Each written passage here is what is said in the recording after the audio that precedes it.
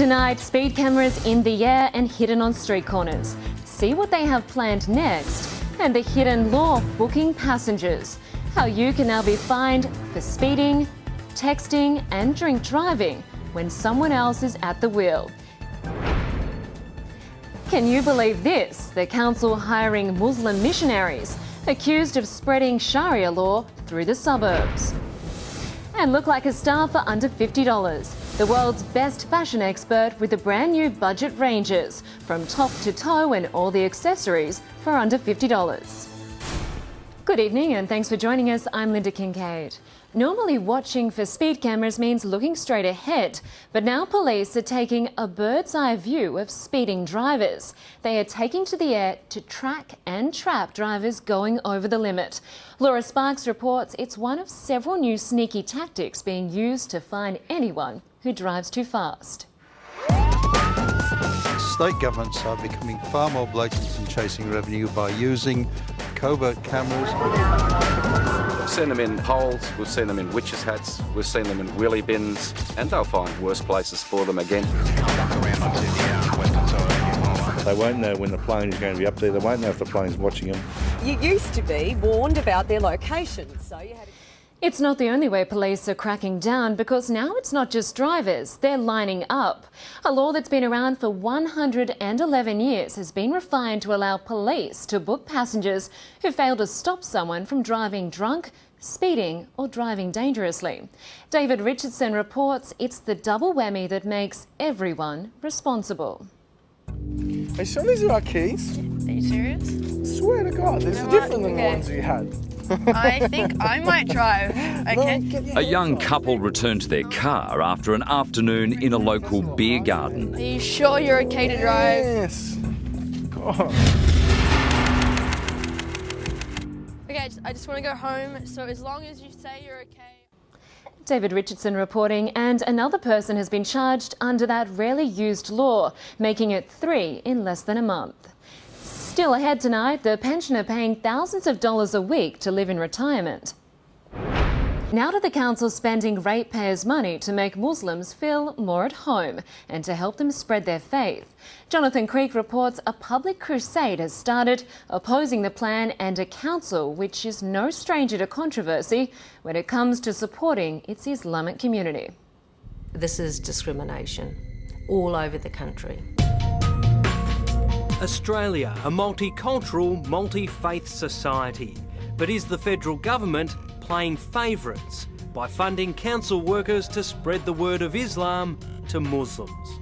I think there is a general lack of understanding. Darebin Council in Melbourne's north is doing the hiring, using a grant from the Federal Attorney-General Robert McClelland's. There might be a heavyweight addition to our tax burden, with calls for a fat tax. Denmark is the first country to introduce one. Now health experts here are pushing for it. So which fat foods would attract a fat tax? How much would prices rise? And how would it work? Helen Wellings talks to the experts. Everyday foods laden with fats. 60% of adults and 40% of children in Australia are overweight or obese. The fingers being pointed fair and square at our food.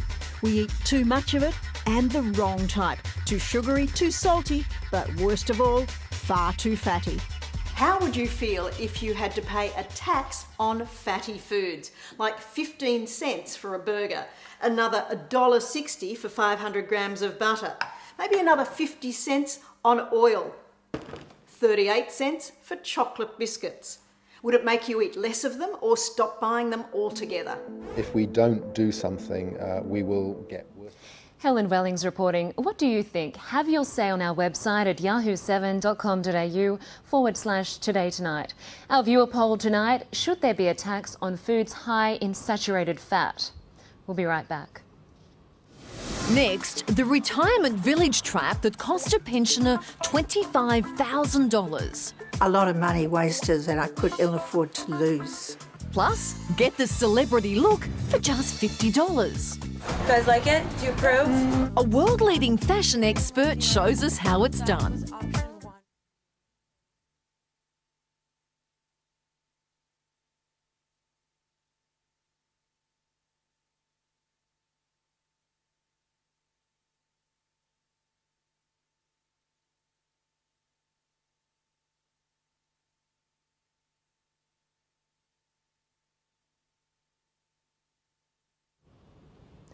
Welcome back. If you're thinking retirement, here's a trap that can prove very costly. Who would pay $25,000 to stay 8 weeks in a retirement village? Pensioner Niri Pai was slugged almost $25,000 for spending just 8 weeks at this retirement resort on the Sunshine Coast. It left me feeling very, very, very unhappy and angry, and a lot of money wasted that I could ill afford to lose.